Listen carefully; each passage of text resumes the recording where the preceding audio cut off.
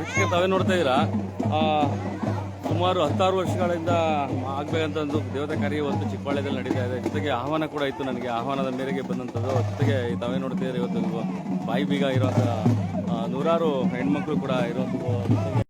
ಇಲ್ಲೇನು ಕರಗ ಮಹೋತ್ಸವ ಇದೆ ಅಂದರೆ ಕಾವೇರಿ ಕರಗ ಅಂತಲೇ ಹೇಳ್ಬೋದು.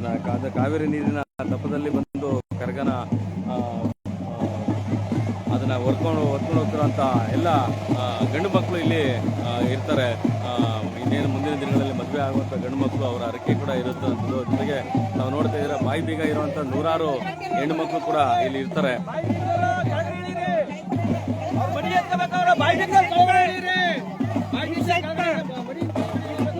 ಹಾಗಾಗಿ ಇವತ್ತು ಸನಾತನ ಧರ್ಮ ಉಳಿಬೇಕು ಅಂದ್ರೆ ಸಾಮರಸ್ಯದ ಹಬ್ಬಗಳಾಗಬೇಕು. ಆ ಸಾಮರಸ್ಯದ ಹಬ್ಬಗಳಿಗೆ ಇದೊಂದು ಪ್ರತೀಕವಾಗಿರುವಂಥ ಒಂದು ವಿಶೇಷತೆ ಅಂದರೆ ಅದು ಮಂಡ್ಯ ಜಿಲ್ಲೆ ಶ್ರೀರಂಗಪಟ್ಟಣ ತಾಲೂಕಿನ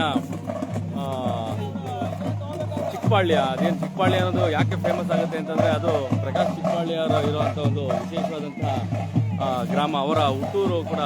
ಯಾಕೆ ಅವ್ರನ್ನೇ ನೆನೆಯಬೇಕು ಅಂದರೆ, ಅವರು ನ್ಯಾಷನಲ್ ಮತ್ತು ಇಂಟರ್ನ್ಯಾಷನಲ್ಗೆ ಪ್ರಕಾಶ್ ಚಿಕ್ಕಪಾಳ್ಯದವರು ಹೆಸರುವಾಸಿ ಮಾಡಿರೋದು ಅವರ ಒಂದು ಕಲೆಯಲ್ಲಿ ಇರುವಂಥದ್ದು. ಇವತ್ತು ಆ ಒಂದು ನಿಟ್ಟಿನಲ್ಲಿ ಇವತ್ತು ಅವರ ಊರಿನಲ್ಲಿ ಇವತ್ತು ಹಬ್ಬ ಕೂಡ ನಡೀತಾ ಇದೆ. ಮತ್ತು ಹಲವಾರು ರಾಜಕೀಯ ಧುರೀಣರು ಕೊಟ್ಟಂತಹ ಗ್ರಾಮ, ಬಹಳ ಪುಟ್ಟ ಗ್ರಾಮ ಇದು. ಆ ಒಂದು ಪುಟ್ಟ ಗ್ರಾಮದಲ್ಲಿ ಇವತ್ತು ದೊಡ್ಡ ಕಾರ್ಯಕ್ರಮ ಕೂಡ ನನಗೆ ಆಹ್ವಾನ ಕೂಡ ಬಂದಿತ್ತು. ಗ್ರಾಮಸ್ಥರು ಫೋನ್ ಮಾಡಿ ಕರೆದ್ರು. ಹಾಗಾಗಿ ತಾವೇನು ನೋಡ್ತಾ ಇದ್ದೀರಾ, ಕಾವೇರಿ ಹೊಳೆಯ ದಂಡೆಯಲ್ಲಿ ಇವತ್ತು ನೀರಿನ ಏನು ಅಂದರೆ ಕಾವೇರಿ ನೀರಿನ ಮಡಕೆನಲ್ಲಿ ತಗೊಂಡು ಅದನ್ನು ಕರಗವ ರೂಪವಾಗಿ ಅದನ್ನು ಪ್ರತಿಬಿಂಬಿಸುವಂಥ ಒಂದು ದೇವತಾ ಕಾರ್ಯಕ್ರಮ ಇವತ್ತು ಹಿಂದೂ ಸಮಾಜದಲ್ಲಿ ಇವತ್ತು ಪ್ರತಿಯೊಂದು ಕಲ್ಗೂ ಕೂಡ ಪೂಜೆ ಮಾಡ್ತಾರೆ ಅಂತ ನಾನು ಯಾವತ್ತೂ ಹೇಳ್ತಾ ಇರ್ತೀನಿ. ಹಾಗಾಗಿ ನಾವು ನೋಡಿದಂಥ ಈ ಒಂದು ಕಾರ್ಯಕ್ರಮ ಮಂಡ್ಯ ಜಿಲ್ಲೆ ಶ್ರೀರಂಗಪಟ್ಟಣ ತಾಲೂಕು ಚಿಕ್ಕಪಾಳ್ಯದಲ್ಲಿ ನಡೀತಾ ಇರುವಂಥದ್ದು. ಸರಿಸುಮಾರು ಒಂದು 100-110 ಕುಟುಂಬ ಇರುವಂಥ ಒಂದು ಪುಟ್ಟ ಗ್ರಾಮ. ಅಂಥ ಪುಟ್ಟ ಗ್ರಾಮದಲ್ಲಿ ಇವತ್ತು ಈ ದೊಡ್ಡ ಕಾರ್ಯಕ್ರಮ ಕೂಡ ಆಯೋಜನೆ ಮಾಡಿದ್ದಾರೆ.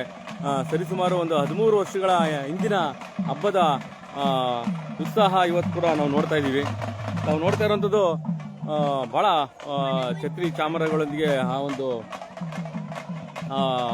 2 ದೇವತೆಗಳನ್ನ ಆರಾಧನೆ ಮಾಡ್ತಾರೆ. ಒಂದು ಬಂದಂ ತಾಯಿ. ತಾವು ನೋಡ್ತಾ ಇದ್ದೀರಾ, ಇವತ್ತು ರಾಜ್ಯದ ಮೂಲೆ ಮೂಲೆಗಳಲ್ಲಿ ಬಂದಂ ತಾಯಿಯ ವಾಣಿಜ್ಯ ಮಳಿಗಳಾಗ್ಬೋದು ಅಥವಾ ಆ ದೇವತಾ ಕಾರ್ಯದ ಪೂಜೆ ಮಾಡುವಂಥ ಭಕ್ತಾದಿಗಳು ಕೂಡ ಇರುವಂಥದ್ದು. ಮತ್ತು ಇನ್ನು ದೊಡ್ಡಮ್ಮ ತಾಯಿ, ಈ 2 ದೇವತೆಗಳ ಪೂಜಾ ಆರಾಧನೆ ಸರಿಸುಮಾರು 13 ವರ್ಷಗಳಿಂದ ಇದ್ದಂತಹ ನೆನೆಗುದಿಗೆ ಬಿದ್ದಂತಹ ಏನು ಕಾರ್ಯಕ್ರಮ, ಊರಿನ ಪೂಜಾ ಕಾರ್ಯಕ್ರಮ.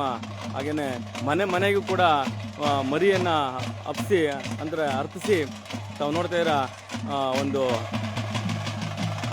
ಮಾಂಸಾಹಾರ ಊಟದ ವ್ಯವಸ್ಥೆ ಕೂಡ ಇಡೀ ತಾಲೂಕಿನ ಹಾಗೂ ಬೇರೆ ಬೇರೆ ಜಿಲ್ಲೆಗಳಿಂದ ಬರುವಂಥ ಅವ್ರನ್ನ ಕೂಡ ಇವತ್ತು ನಾವು ಇಲ್ಲಿ ಆಹ್ವಾನ ಮಾಡ್ತೀವಿ ಅಂತ ಕೂಡ ಗ್ರಾಮಸ್ಥರು ಹೇಳಿದ್ರು. ನಿಜವೂ ಭಾಳ ಖುಷಿಯಾಗುತ್ತೆ. ಇದೊಂದೇ ಅಲ್ಲ, ಎಲ್ಲ ಗ್ರಾಮಗಳು ಕೂಡ ಇದೇ ಥರ ಕಾರ್ಯಕ್ರಮಗಳು ಆಗುತ್ತೆ. 10 ವರ್ಷ 15 ವರ್ಷ ಆಗಿರುವಂಥ ಗ್ರಾಮಗಳು.